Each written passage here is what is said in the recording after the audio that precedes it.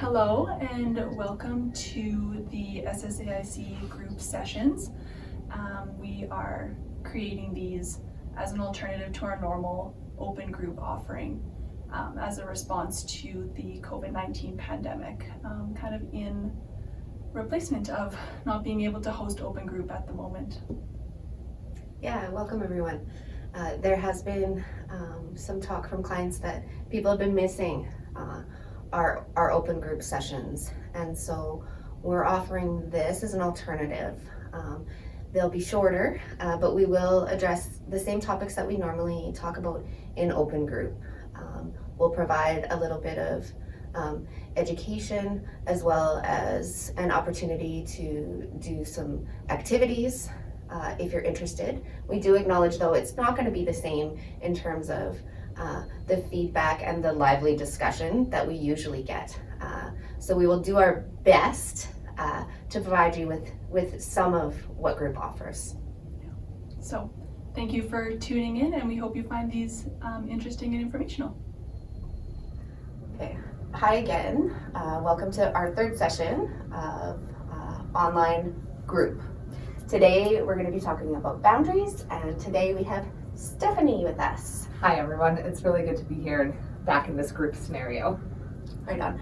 So again, my name is Megan. I was in the past couple videos, and we're going to try and have the rest of our counseling team rotate through because I think it's nice to get fresh perspectives. Everyone has a different approach and different kind of skill set and wisdom to share. So, and I think it's also nice to see those familiar faces that perhaps you were missing. Definitely. Yeah. So let's take a moment before we get started. We always start open group with a grounding. So just participate as you feel comfortable, finding a position that feels comfortable to you. And perhaps acknowledging that you're carving out this next bit of time for yourself, for your own healing.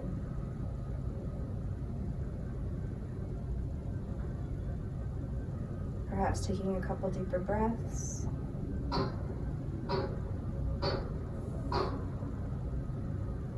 Noticing any sounds you hear around you.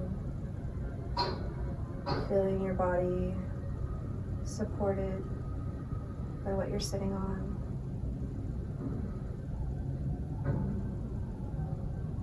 And when you're ready, coming back to the space, and we'll begin.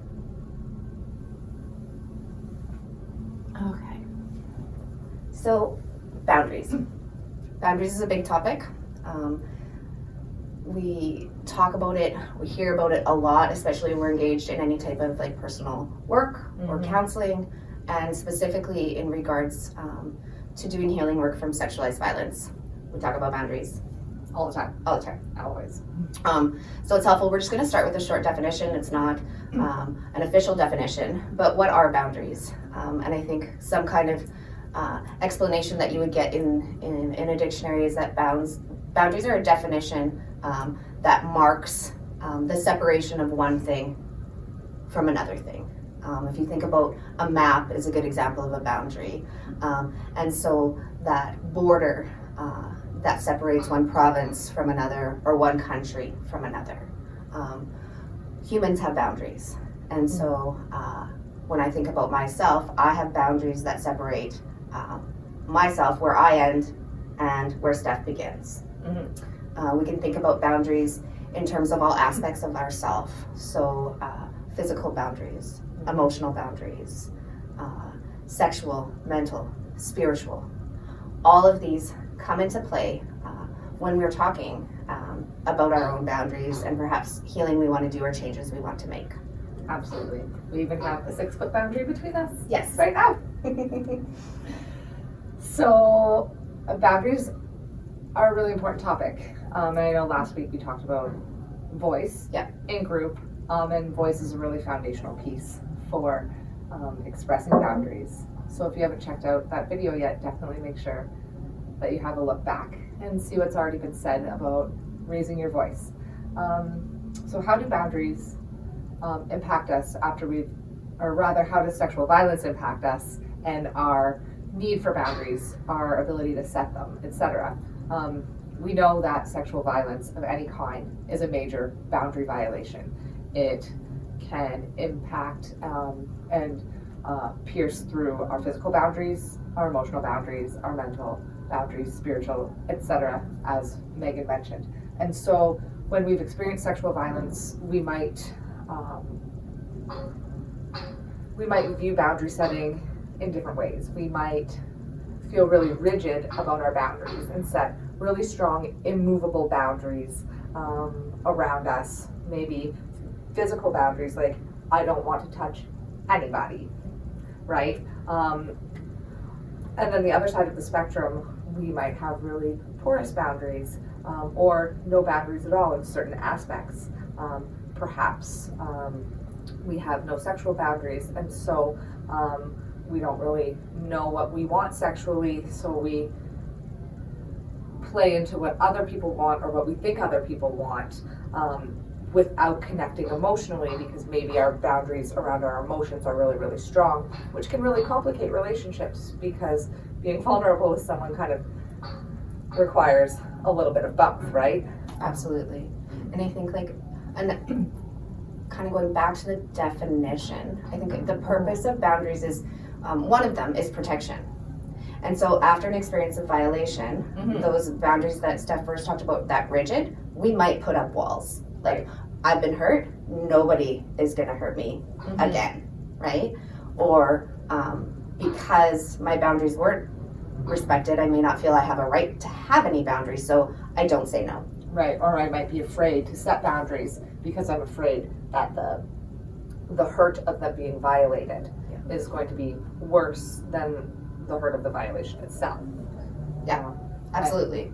And you know, we can't blame ourselves or judge ourselves for having no boundaries or porous boundaries or rigid boundaries. There's no shame in the game of survival. We do what we can to protect ourselves, our hearts, our bodies, as best we can. And then, you know, when we get to a point where we feel like maybe this isn't serving me or maybe this isn't healthy, you know, that's where we call upon ourselves to start making change and maybe access counseling in order to help us through that process. For sure, because those walls do a good job of protecting me. However, nobody can get through them. So I'm also not letting anything good in. It might be very lonely behind those walls. Yeah. I have no boundaries. I want to people please. I'm afraid. That's going to come at a big personal cost to me. Right, because then maybe you have no energy left at the end of the day from serving everybody else. And how do you then serve yourself? Yes, absolutely. So then that leads us to, like, how do we begin to rebuild healthy boundaries, which is the healing work, which is complicated. Absolutely. Going back to voice again, right? You know, learning to find comfort and confidence in what we know about ourselves, figuring out what are my boundaries, what are my rights as a person, what are my rights within a relationship, what do I want and need from my relationships. And when we say relationships, we kind of speak broadly, right? Yes. Friendships, family relationships, romantic relationships, sexual relationships, etc. And so learning to figure out what is it that I want and need, what makes me feel comfortable, what makes me feel uncomfortable, can really help us to start setting those boundaries. For sure, that identification, often because the boundaries, it's something that we learn. What sexual violence serves us is some lies about what we deserve, what our rights are. And so kind of relearning that, oh, maybe I do have a right here, or I do have a right to be respected. Right. And that takes work to figure out. Another thing that we talk about is having perhaps someone else to check in with if it's feeling confusing or overwhelming. Right. Counselor, friend, this is coming up, I'm not sure, I think this is my boundary, I don't know. And having someone to give you some feedback that you trust. Absolutely, absolutely. And, you know, when we talk about setting those boundaries, we talk about using voice. You know, it is important when we set boundaries to be able to express those to other people. We can't always expect that folks are going to know where my boundaries are unless I tell them. You know, I'm hyper aware of what's going on in my head. I know everything that's happening. It's a busy place in there. But Megan's not aware unless I use my voice and I speak up, either through conversation, maybe through text message or email if I'm afraid, maybe even practicing those conversations with a trusted friend or counselor before having them with the other party. Yeah. But using that voice and finding the confidence and maybe moving through some fear to tell people, hey, this is my need, or hey, when you did this, this is how I received your actions, and it affected me this way. Yeah. Right? For sure. And being gentle with ourselves in this process, that it's like we learn boundaries. So if I have been the type of person who's a people pleaser and has a hard time saying no or stand up for myself, it's going to take practice to do that assertively. Yeah. If I'm this other type of person who has been like, stay the bleep out of my life, it's going to take time to build that trust or to perhaps communicate in a less aggressive and more assertive way. Definitely. And then the other piece that comes up, and it always comes up in group, okay, what if I do that? Like, what if I use all of my like healthy communication skills, I use my voice, I use my I statements, and I tell Steph what my boundary is, and she doesn't listen. Walks What all then? over it. So then, what do? Yeah. We've used our voice. And so we've set those external boundaries, and maybe they're not being respected. And, you know, and we see that all the time. I mean, even like someone walks across, someone's going on the playground right now. There's caution tape there. It says, do not cross. You know, as humans, we're apt to follow our own lead, which means sometimes we're not following the lead of others. So some boundary violations might be intentional. They might also be unintentional. But when we're in relationships and we're feeling maybe more and more like our boundaries aren't being respected, these are intentional violations. I've had conversations, set out my boundaries, they're not being respected.